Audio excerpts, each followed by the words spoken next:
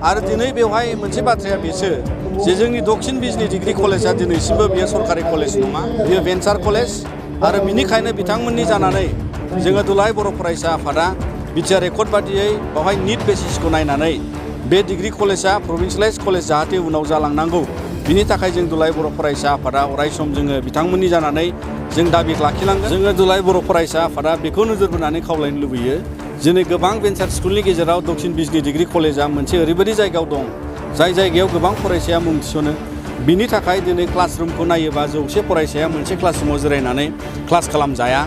आरो बिनि थाखाय बेबादि दक्षिण बिजनि डिग्री कलेजआ भेन्सारब्लाबो बावहाय सरकारा ओरैबायदि अनसुंथाइ हरो जाहाथे क्लासरुम फेहेरनायनि थाखाय आरो बिथांमोननि लाइब्रेरिखौ मोजाङै बेबस्था खालामनानै होनांगौनि थाखाय दिनै जि बेबस्था बिथांमोना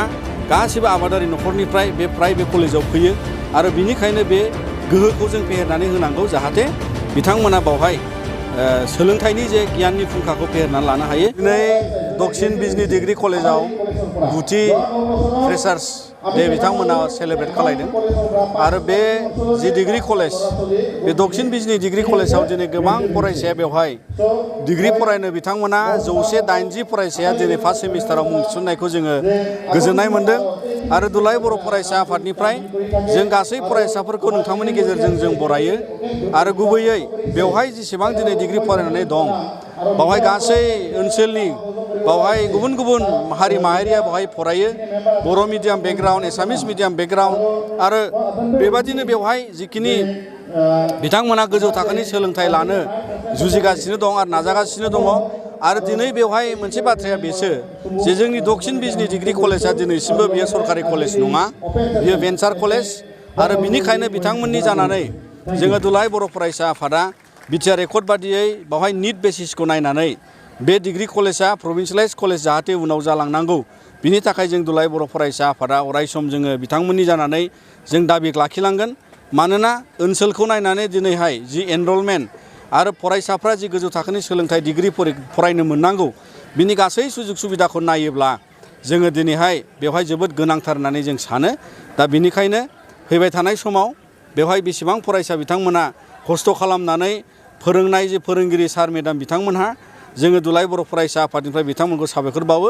आरो इयुन समाव जाहाथे साबसिननिफ्राय हामसिन बे कलेजखौ सरकारा नोजोर बोनानै फाहामलाङो आरो सहाय खालामलाङो बेखौबो जोङो दिनै नोंथांमोननि जानानै बे फ्रेसार्स डेआव जोङो खावलायबाय। मानोना बेवहाय डिग्री कलेज जानांगौनि गोनांथिया जोबोद गोनांथार होननानै दिनैनि फरायसाफोरनि मुं थिसननायजों आरो बेवहाय नुजाथिनाय गासैबो ओनसोलनि सानसुमैफोर आरो बयबो गोरों सुबुंफ्रा दिनैनि गेजेराव दिनैनि समाव जों बे जायगायाव जाहाथे बेबादि मोनसे मोजां डिग्री कलेजआ अरायसम प्रभिन्सियेलाइज लेभेलसिम सहैनो हाथों बेखौबो जों आसा खालामो आरो फरायसाफोरा जाहाथे गोग्गो सोलोंथाइ लानानै डिग्री फरायनानै समाजनि जौगानाय आरो बायदि समाज बेरेखानि हेंथायै गसंथानो हालाङो आरो साफा साफा जाहाथे राफोद सुबुं धोन जानो हायो बिनि थाखाय जोङो दिनै बे फ्रेशमेन ससियेल डेनि दारै दुलाराय बर' फरायसा आफादा गासै फरायसा फोलेरखौ फरायसा माहारिखौ जोङो खावलायो। फैबाय थानाय समाव 6.3 आव बे कलेजआ प्रभिन्सियेलाइज जागोन होनना फोरमायनाङा। दिनैनि समाव जिहेतु दुलाराय बर' फरायसा आफादा थामथि गोरोबथानि सागान होनाय मोनसे आफाद हिसाबै जोङो दाबि खालामो जे बे जि दफा 6.3 भेन्सार कलेज बा स्कुल प्रभिन्सियेलाइज खालामनायनि जे हाबाफारि बेखौ सरकारा मावगासिनो दङ। जेरै जि डिग्री कलेजखौ लाग्रोबाय आरो उननि बाखि थालांनाय जि कलेज जेरैहाय दक्षिण बिजनि डिग्री कलेज दङ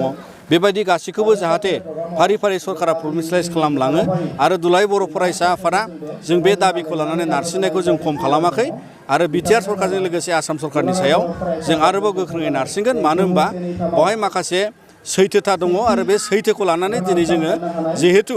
बे प्रभिन्सियेलाइजेसन प्रसेसखौ खालामनांगौ होननानै जों दाबि देखायदों आरो बियो दिनै दक्षिण बिजनि डिग्री कलेजाव बे मोगथां महर मोनगोनखौ जों मिजिंथियो। बेयाव कलेजनि गोबां डेभेलपमेन्टनि बिल्डिं कनस्ट्राक्सन नांगौ होननानै फोरमायदों। मा फोरमायगोन गभर्नमेन्टनिसिम माबा खावलायगोन नामा? जोङो दुलाराय बर' फरायसा आफादा बेखौ नोजोर बोनानै खावलायनो लुबैयो दिनै गोबां भेन्सार स्कुलनि गेजेराव दक्षिण बिजनि डिग्री कलेजआ मोनसे ओरैबायदि जायगायाव दं जाय जायगायाव गोबां फरायसाया मुं थिसनो। बिनि थाखाय दिनै क्लासरुमखौ नायोबा 100 फरायसाया मोनसे क्लासरुमाव जिरायनानै क्लास खालामजाया आरो बिनि थाखाय बेबादि दक्षिण बिजनि डिग्री कलेजआ भेन्सारब्लाबो बावहाय सरकारा ओरैबायदि अनसुंथाइ हरो जाहाथे क्लासरुम फेहेरनायनि थाखाय आरो बिथांमोननि लाइब्रेरिखौ मोजाङै बेबस्था खालामनानै होनांगौनि थाखाय दिनै जि बेबस्था बिथांमोना गासिबो आबादारि न'खरनिफ्राय बे कलेजाव फैयो आरो बिनिखायनो बे गोहोखौ जों फेहेरनानै होनांगौ जाहाथे बिथांमोना बावहाय सोलोंथाइनि जे गियाननि फुंखाखौ फेहेरनानै लानो हायो बिनि थाखाय सरकारा जाहाथे नोजोर बोनानै क्लासरुमनि गोनांथि लाइब्रेरिनि गोनांथि बेखौ नोजोर बोनानै जाहाथे बिथांमोना फैबाय थानाय समाव खामानि मावगोन होननानै जोङो नोंथांमोननि गेजेरजों जों बिनि कलेजनि जानानै दाबि दैखाङो। जिहेथु थांलाय फैलाय कमिउनिकेसन लामायाबो जोबोद गाज्रिथार मा फोरमायगोन? दा बेबो मोनसे दिनैनि समाव जोङो नोजोर बोनो हायो जे दक्षिण बिजनि डिग्री कलेज बियो जेबादि मोनसे आनन्द बाजारनि खाथियाव थानाय आरो गबर्धनानिफ्राय फैनाय जि लामा मोनसे बेबो बायजोबनाय आरो कलेजनिफ्राय जे आनन्द बाजारजों फैनानै कलेजजों फैनाय लामाया बियो माने माबासिम थाङो सरुपेटासिम थाङो। दा बे लामायाबो दिनैहाय माने मोजां नङा। दा बिनि थाखाय सरकारा बेफोर गासिबो थासारिखौ फरायसाफोरनि गाहामनि थाखाय माबा मोनसे सिन्था खालायनानै मोजां लामा बानायनानै होनांगौ जों बेखौ नोजोर बोयो आरो बिनि सायाव जों निस्सय सरकारखौ जोङो बेफोर नोजोरखौ बोनो थाखाय दुलाराय बर' फरायसा आफादा जों नारसिनगोन।